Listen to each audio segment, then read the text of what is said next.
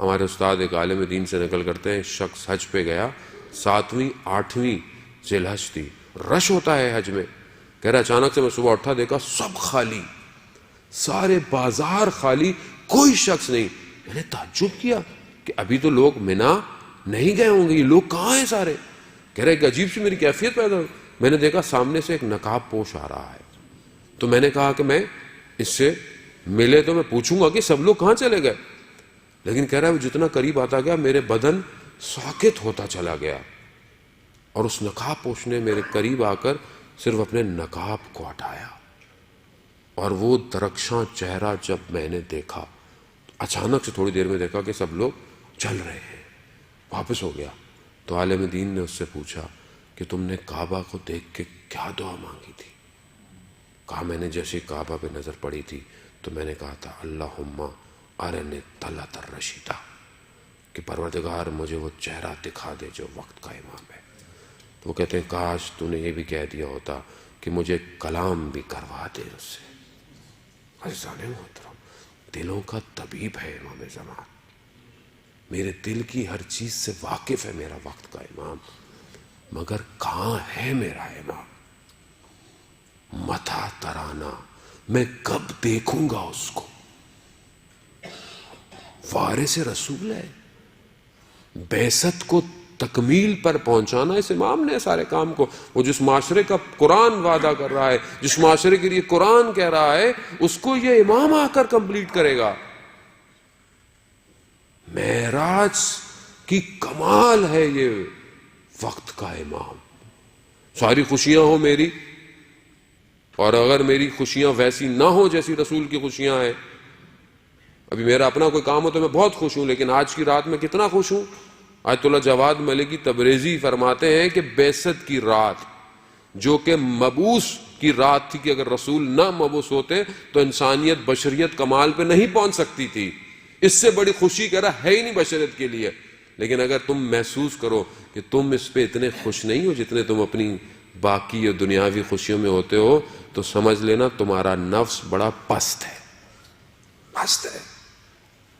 باقی خوشیوں میں تو میں بڑے اچھے اچھے کپڑے پہنوں، مٹھائی دوں، یہ دوں وہ دوں، اور اگر یہ رسول مبعوث نہ ہوئے ہوتے عزیزان محترم، یہ سب ایسے ہی تھا، نہ یہ ممبر ہوتے، نہ آپ ہوتے، کچھ بھی نہیں ہونا تھا۔ یہ ہم بھی جاہل عرب کا زمانہ تو آپ کے سامنے ہے کیسے تھے۔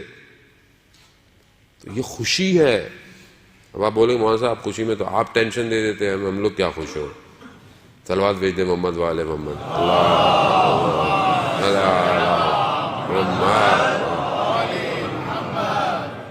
ایک جگہ ہم جشن پڑھنے گئے، ولادت کا تھا، کہنے لگے مولانا صاحب آپ تو جشنوں میں بھی رلا دیتے ہیں، آپ جشن، میں نے کہا بہرحال قبلہ یہاں رو لو، جو یہاں روئے گا وہ وہاں بڑا خوش ہوگا، جو یہاں بہت زیادہ ہنستا رہا وہاں رونا شروع کر دے گا، اس لیے ہم کوشش کرتے ہیں ہمیں تو جو ملے ہم تھوڑی دیر کے لیے اس کو رلا دیں۔ خوشی کے آنسو ہیں عزیزان محترم، خوشی کے آنسو ہیں۔ خوش ہو انسان کے اس ولایت سے جڑا ہوا ہے، یہ بہت بڑی خوشی ہے عزیزان محترم۔ یہ آپ خدا کی بارگاہ میں سجدہ کیا کریں کہ پروردگار نے اس ولایت کو آپ کے دلوں میں قرار دیا ہے، تبھی تو آپ کے چہرے کھلے ہوئے ہوتے ہیں، ورنہ چہرے مرجھائے ہوئے ہیں دنیا کے اندر۔